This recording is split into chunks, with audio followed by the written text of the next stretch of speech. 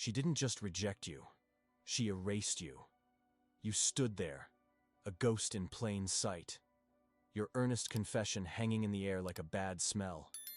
She didn't have to dismantle you piece by piece, because you had already handed her the blueprint and the tools. You laid out your every intention, your every vulnerability, believing that your sincerity was a currency of value. And in that moment, you saw the truth in her eyes. Not malice, but something far worse. Your predictable, open-hearted honesty was not a strength. It was a tactical blunder of catastrophic proportions. You weren't a mystery to be solved. You were a book she'd read from a single glance at the cover and had no interest in opening. Remember that exact moment? The slight shift in her posture, the way her smile became a polite, impenetrable mask. Air grew cold. You had just performed an emotional striptease, and her only reaction was to look away, as if embarrassed for you. You gave her everything, and in return, she gave you the one thing a man cannot recover from: pity. She said the words, the classic empty phrases designed to soften a blow that was never meant to be soft. "You're a great guy, but..." Every word that followed that "but" was a nail in the coffin of your self-respect. You weren't just denied, you were categorized, labeled as safe, nice, and predictable. The three horsemen of the romantic apocalypse. You walked away from that interaction a lesser man than when you started it, feeling the phantom weight of her indifference pressed against your chest. You replayed the conversation 100 times, 1,000 times, each replay a fresh wave of humiliation. Why did you say so much? Why did you reveal your entire strategy before the game had even begun? The old masters of psychological warfare knew this well. He who explains himself, condemns himself. By offering everything, you proved you had nothing left to give. Your value plummeted to zero because you put it all on display, leaving no room for the single most powerful catalyst of human desire, imagination. She didn't have to wonder about you, because you told her everything. She didn't have to invest any emotional energy, because you invested enough for both of you. You did all the work, and in doing so, you stripped yourself of all power. But what if that soul-crushing moment of erasure was not an end, but a beginning? What if the very architecture of attraction is built not on what you reveal, but on what you strategically conceal? The truth is, the words you've been taught to use, words of clarity, honesty, and directness, are the very chains that bind you to a cycle of rejection. They are the language of the supplicant, not the sovereign. True power, the kind that creates intrigue and obsession, operates in the shadows of language, in the spaces between words. It's a power built on 5 forbidden words, 5 linguistic keys that, when used correctly, can systematically dismantle the other person's certainty and force them to build a fantasy around you in their own mind. These words are not magic. They are psychological scalpels. They are designed to create scarcity, to project independence, and to turn their mind into a canvas on which they, not you, will paint the picture of your value. And tonight, we begin your re-education by dissecting the first and perhaps most potent of these words, a word so deceptively simple that it can single-handedly transform you from the chaser into the one who is chased. Before we arm you with this first weapon, a command. You are here to reclaim your power and master the art of interpersonal domination. Then subscribe to Dominio Psicologico now. Activate all notifications, because the lessons taught here are not for the casual observer. They are for the dedicated strategist. Like this video to declare your commitment to this transformation. And in the comments below, I want you to do 2 things. First, tell me the city or country from which you are joining this war. Second, share the one memory of rejection that you will now use as fuel. The moment of powerlessness that you swear today will be the last. Your journey from being erased to becoming unforgettable starts now. Let's be clear. The moment of your erasure was not a sudden event. It was a conclusion. It was the final, predictable outcome of a long and silent campaign of self-sabotage you waged against yourself. You see that rejection as a single, catastrophic failure, but it was merely the symptom of a disease that had been festering for weeks, months, or even years. What you experienced was the slow, methodical erosion of your own authority. You handed over your power, piece by piece, concession by concession, until there was nothing left for her to respect. We are here to perform the autopsy on that dead version of yourself. We will dissect this failure with cold, surgical precision, not to mourn it, but to ensure it never happens again. The process of losing power unfolds in distinct, yet often invisible phases. The first is emotional concession. It begins with the desire to be agreeable, to be the nice guy. She says she's busy on the night you plan to date. You immediately respond, "No problem, we can do it whenever you're free." You communicated that your time is infinitely flexible and less valuable than hers. You have taught her that your plans are suggestions, not priorities. She tested. You yielded. She won. This happens in countless small ways. You agree with her opinion even when it contradicts your own, just to avoid friction. You apologize for things that are not your fault. Each concession is a small surrender, a signal that your frame is weaker than hers, that your reality can be bent to accommodate her will. You think you are being kind. In reality, you are demonstrating weakness. From concession, you descend into the second phase, loss of control. Having established that you are willing to bend, she will now, consciously or not, push further. Your emotional state becomes tethered to hers. She has a bad day, and you feel an urgent need to fix it, to become her jester or her therapist. You have lost control of your own emotional center. Her moods now dictate your reality. The man with authority has his own emotional weather system. He can be calm harbor in her storm, but he is never swept away by it. You, however, have become a flimsy raft tossed on the waves of her approval. Silence is no longer just silence. It's a weapon against you. You frantically text, "Is everything okay? Did I do something wrong?" You are begging for information, begging for a return to her good graces. Her silence is dominance, not distraction. It is a calculated move, or an instinctual one, to see how far you will go to regain her attention. And every time you frantically chase, you confirm her control. This leads directly to the third, and most pathetic phase, the hunt for validation. Your actions are no longer driven by your own mission or purpose. They are driven by a desperate need for her approval. You post a photo on social media, then check your phone every 2 minutes to see if she liked it. Choose a restaurant you think she will like, not one you actually want to go to. You become a performer, and she is the one-person audience whose applause you crave. This is where her tests become more overt. She might make a slightly demeaning joke at your expense in front of friends. A man with authority would meet this with a cold stare, or a sharp, witty retort that reestablishes the boundary. You, in your hunt for validation, laugh along, proving that you are willing to sacrifice your own dignity for a crumb of her acceptance.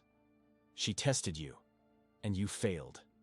You demonstrated that your self-respect is negotiable, and once something is negotiable, its value plummets to zero. Now you are fully submerged in the fourth phase, affective dependency. You are an addict, and her attention is your drug. A good morning text from her can make you feel like a king. A day of silence can send you into a spiral of anxiety and self-doubt. You have made one person the sole arbiter of your emotional well-being. This is an immense pressure that no healthy person wants, and a manipulative person will exploit without mercy. Start overanalyzing every word, every emoji. You craft your texts like a diplomat negotiating a treaty, terrified of saying the wrong thing. You have lost all spontaneity, all authenticity. You are a ghost, a hollowed-out shell, animated only by the prospect of her validation. You think this intense focus on her is a sign of your love, but it is not. It is a sign of your emptiness. You have no world of your own, so you try to live in hers. No one wants a tenant in their soul. They want someone who owns their own kingdom. The final act is breaking the silence, which you mistake for a bold move but is, in fact, your unconditional surrender. The "we need to talk," or "I have to tell you how I feel" speech. This is the Hail Mary pass of the powerless. You have conceded, lost control, hunted for validation, and become completely dependent. You have no cards left to play. So you decide to vomit all your emotions onto the table, hoping that the sheer volume of your sincerity will win her over. You confess your deep feelings, your anxieties, your hopes for a future with her. You explain everything. And in doing so, you condemn yourself. You are not a mysterious, sovereign man she is curious about. You are an open book with a very sad ending. When you asked for forgiveness for wanting more, when you apologized for having feelings, you signed your surrender. You handed her a script that read, "I have no power without you. My happiness is your responsibility. Please, rescue me." And she did what any rational person would do when faced with that crushing burden. She walked away. This pattern isn't confined to romance. At work, you're the employee who always says yes to overtime, who takes on the tasks no one else wants. You make concessions, you lose control of your time, you hunt for your boss's validation. You don't get the promotion, you get more work. With friends, you're the one who always drives, who always pays, who is always available to listen to their problems, but never shares your own. You become a utility, a resource, not an equal. The dynamic is the same. The erosion of authority follows the same blueprint of silent, repeated surrender. Now, I know the objections forming in your mind. But isn't it good to be honest and open with your feelings? Let me be brutally clear. Honesty without leverage is suicide. You wouldn't show a rival army your entire strategy before the first battle. Your deepest feelings are your most valuable strategic assets. You don't give them away for free. You reveal them slowly, tactically, as a reward for investment, not as an opening bid. Another objection. So, I'm supposed to be a cold, manipulative machine? This is not about becoming a monster. This is about understanding the fundamental physics of human attraction and respect. People are drawn to strength, not to neediness. They are intrigued by mystery, not by over-explanation. This is about self-mastery. You are correcting a fatal flaw in your own operating system, not learning to exploit others. The ultimate objection. This sounds exhausting. It shouldn't be a game. Your life has already been a game, except you've been playing it with no knowledge of the rules, and you have been losing, consistently. The pain of that rejection was not natural or easy. Exhausting. Mastery of any skill is work. Building a skyscraper is work. Winning a war is work. Rebuilding yourself into a man of authority is work. No one is coming to save you. You either learn the brutal calculus of power, or you will forever be a victim of it.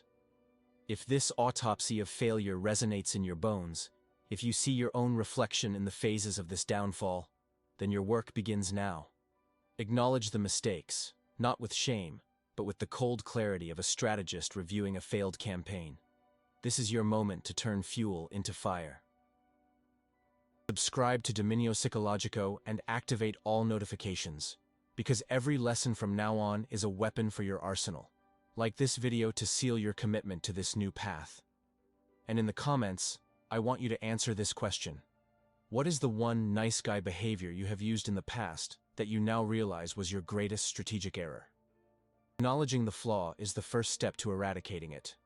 Your war for self-sovereignty has begun. There is no going back for the weak. There is only the construction of the new. Let that sentence burn itself into your mind. The man who was erased, the one who stood there offering his heart like a beggar offering an empty cup, is dead. You will not mourn him. You will not try to revive him. You will strip his corpse for lessons and leave it to rot on the battlefield of your memory. Your task now is not one of recovery. It is one of total reconstruction. This is not about feeling better. It is about becoming better. It is about forging a version of yourself that is so utterly unrecognizable to the person who dismissed you that, should your paths ever cross again, she will not see a ghost of the past, but a monument of power she never had the foresight to appreciate. This process is not emotional. It is tactical. It is the cold, methodical work of a master architect rebuilding a fallen fortress, not just to withstand the last attack, but to be impervious to all future assaults. Your new foundation will not be built on hope or sincerity. It will be forged from discipline, silence, and strategy. Your first command is this: cut the excess. You will perform a surgical excision of all sentimental dead weight. This means every photograph, every saved text message, every nostalgic memory you cling to is a cancer, It is an anchor to the weak man you are leaving behind. You must eradicate it with the dispassionate precision of a demolitions expert. This is not a dramatic, tear-filled bonfire. It is a sterile operational procedure. You are clearing the construction site. The excess also includes the people in your life who witnessed your weakness, the friends who offered you pity instead of a plan. For a time, they too must be cut. Your reconstruction is done in solitude. It is a private war, and you cannot afford the sympathetic glances of a civilian audience. Your second command: install silence. Your entire mode of communication with the world, and especially with the source of your rejection, will now be governed by a new operating system. Its primary function is silence, not angry silence, not pained silence. A deep, profound, and unnerving silence. The silence of a predator that has left the hunting ground, leaving its prey to wonder if it is safe, or if the danger has simply become invisible. Your third command: control the reaction. Your inner world is now a fortress under martial law. No emotion gets past the gate without your explicit permission. The pangs of loneliness, the surges of anger, the whispers of what if, these are insurgents. You will identify them, isolate them, and starve them of the attention they need to survive. You are not a victim of your feelings. You are the commander of them. Your face will become a mask of calm neutrality, an unreadable cipher that offers the world no data, no leverage, no entry point into your mind. First strategic maneuver in your campaign of reconstruction is to reinstall scarcity. You were rejected because you were abundant. Your time, your attention, your validation, it was all you can eat, and therefore, it was worthless. You will now become the rarest of commodities. This begins with a complete and total withdrawal from her life, a disappearance so abrupt and absolute it creates a vacuum. You will vanish from every digital and social plane she occupies. This is not a block meant to be seen as a final, angry gesture. It is a silent erasure. You simply cease to exist in her reality. You do not announce it. You do not explain it. One day you are there, a predictable source of attention, and the next, you are gone.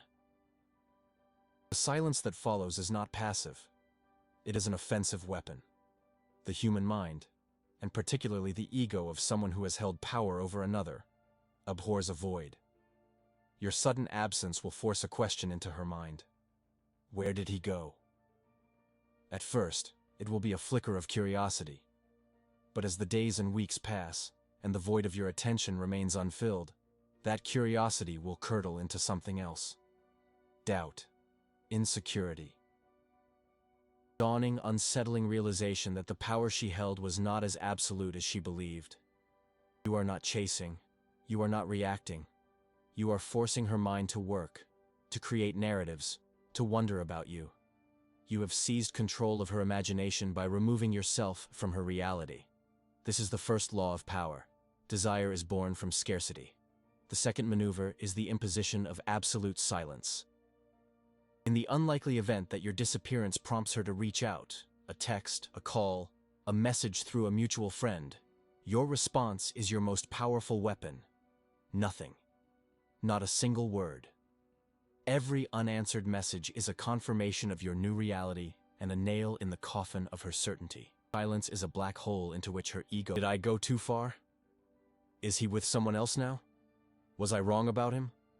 Her mind will become a battlefield, and you are winning without firing a single shot.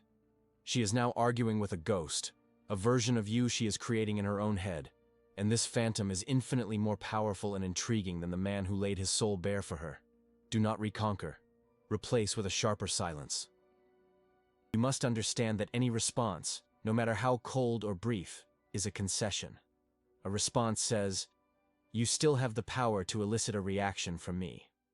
Silence says, "You are so irrelevant that you do not even register as a stimulus worthy of a response." It is the ultimate expression of indifference, and indifference is a far more devastating weapon than hatred. Hatred is still an investment of emotion. Indifference is a declaration of your complete and total sovereignty.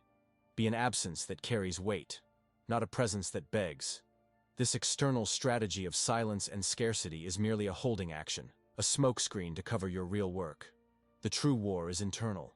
Your focus now shifts entirely to the construction of hierarchy, to building an empire of self so vast and powerful that her memory becomes a forgotten outpost.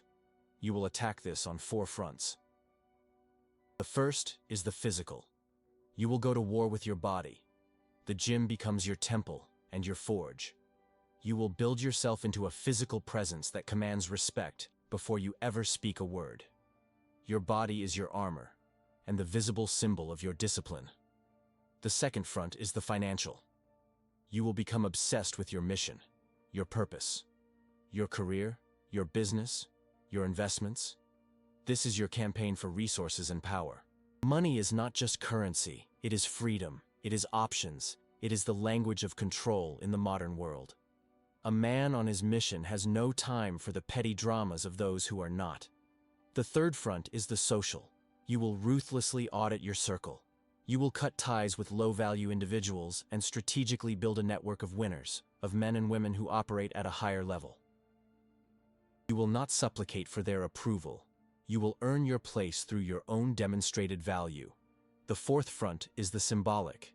This is your reputation, your style, your bearing. You will cultivate an aura of quiet confidence, of a man who knows his own worth and needs no external validation. You will move through the world not as a participant seeking approval, but as a sovereign observer, assessing everything and everyone from a position of strength. A man who wants to be loved will be discarded. A man who imposes his presence will be feared. Not feared in a physical sense, but in the way one fears a force of nature, respect, and with a profound understanding that he cannot be controlled. This is not a hope. This is a series of cold, calculated steps designed to produce a predictable outcome. The restoration of your dominion. The masters of old strategy understood a fundamental truth. You cannot control a territory you occupy. To truly dominate an opponent's mind, you must first make a strategic withdrawal, forcing them to exhaust their resources wondering where you went and what you are becoming. Your disappearance from her life is not a retreat, it is a regrouping. You are pulling back to higher ground, fortifying your position, and amassing an arsenal she cannot even comprehend. When and if you are seen again, it will not be as an equal, but as a superior force. The power dynamic will have been irrevocably inverted, not because you said or did anything to her, but because of everything you did for yourself. Your value will no longer be a matter of her opinion. It will be an undeniable fact, demonstrated by the empire you have built in your silence. Your commitment to this path of reconstruction must be absolute. This is the moment you stop being a spectator in your own life and become the commander-in-chief. If you are ready to begin this war in earnest, then subscribe to Dominio Psicologico and activate all notifications, because every video is a strategic briefing for the battle ahead. Like this video as a salute, a declaration that you are enlisting in this army of self-sovereignty. And now, your first order. In the comments below, I want you to declare your primary war front. Of the 4 pillars of power, physical, financial, social, or symbolic, which one will you attack with absolute, relentless focus starting tomorrow? State your target. Your declaration is your contract with yourself. The weak man is dead. Long live the king. And so the moment arrives, not in a storm of dramatic confrontation, but in the sterile, fluorescent calm of a Tuesday afternoon. Happens in a place so mundane it's almost an insult. A grocery store, a coffee line, a crosswalk. The universe does not grant you a stage for your final act. You must build it in the seconds you are given. She sees you first. Of course she does. The man she erased was a ghost, but the man you have become is a gravity well.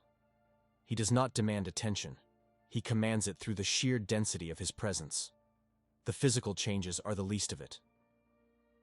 It is the stillness in your posture, the economy of your movement, the placid neutrality of your expression. You are not looking for anyone. You are not waiting for anything. You simply are. She approaches. Her steps carry a flicker of the old certainty, the muscle memory of a power she once held. A smile is deployed, the one designed to disarm and re-establish a familiar hierarchy. "Oh my God," she begins, the manufactured surprise a pathetic tell. "I haven't seen you in forever. You look great." And there it is, the opening move. A compliment that is also an assessment, a judgment. The old you would have latched onto it, a starving man given a crumb. You would have thanked her, stumbled over your words, your heart a frantic drum against your ribs. But that man's corpse is buried miles deep beneath a mountain of discipline. Instead, you turn your head slowly, your eyes taking a fraction of a second to register her face, as if pulling a file from a deep and rarely accessed archive. You offer a slight, almost imperceptible nod. "Hello," you say. The word is a flat stone skipped across a frozen lake. It carries no warmth, no animosity, no history. It is a simple acknowledgement of a presence. Silence that follows is a weapon you have perfected. It hangs in the air, thick and suffocating for her. But it is the very air you breathe. She is forced to speak again, to fill the void you have created. "So, what have you been up to? It's been, what, a year?" she asks, her voice a little too bright. She is fishing, searching for a purchase, a crack in your new armor. She wants data. She wants to know if you are successful, if you are with someone, if you are still miserable without her. She needs to place you back into a category she understands. You give her nothing. "A few things," you reply, your gaze drifting past her for a moment, focused on something infinitely more important. You turn back, your eyes meeting hers, but they are not windows. They are mirrors, reflecting her own growing uncertainty back at her. You volunteer no information.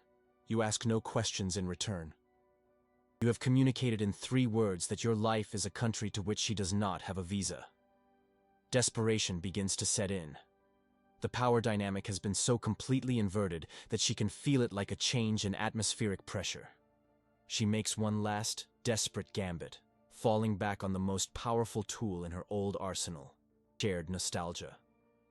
"I was just thinking about that time she starts, trying to invoke the ghost of the man who once gave her everything. You cut her off, not with rudeness, but with a final, surgical indifference. "I have to go," you state. It is not an apology. It is not an excuse. It is a declaration of fact. Your time is no longer hers to waste. She, flustered, tries to secure a future hold. "We should really catch up sometime," she says, the words a plea disguised as a suggestion. And now you deliver the coup de grace, the final lesson. Look at her, a faint, unreadable smile playing on your lips, the kind of "baby," you say. And with that single, forbidden word, you destroy the last remnant of her world. "Maybe" is not a no that she can resent. It is not a yes that she can count on. It is a gray abyss of uncertainty. It tells her that the possibility of your attention exists, but it is entirely, absolutely, and irrevocably at your discretion. You have not just taken back your power, you have demonstrated that you have so much of it now that you can afford to be careless with her hopes. You turn and walk away. You do not look back. The game is over. This was never about revenge. Revenge is an emotional transaction. It is an admission that the other person still holds enough real estate in your mind to be worthy of a counter. What you have just executed is something far colder, far more absolute. It is an erasure. You have shown her that her initial rejection of you was not a tragedy, but a colossal miscalculation on her part. She did not see the king sleeping in the beggar's rags. And now, the king is awake, and he does not even remember her name. The chessboard has been flipped, it's true. But what she doesn't understand is that you are no longer even in the building. You left the game months ago. You are not playing for her attention. You are playing for kingdoms, for legacies. She was a footnote in a single chapter of a book you have long since finished writing. This is the ultimate dominion. It is the quiet, unshakable peace that comes from knowing your own value so completely that no external validation is required. Respect is never given. It is never requested. It is imposed. It is imposed by your absence, by your silence, by the empire you build while the world is not watching.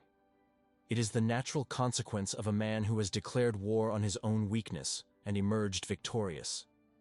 The world does not make way for the man who explains his worth. It makes way for the man whose worth is self-evident. You become a force of nature. People do not negotiate with a hurricane. They take cover. They do not argue with a rising tide. they move to higher ground.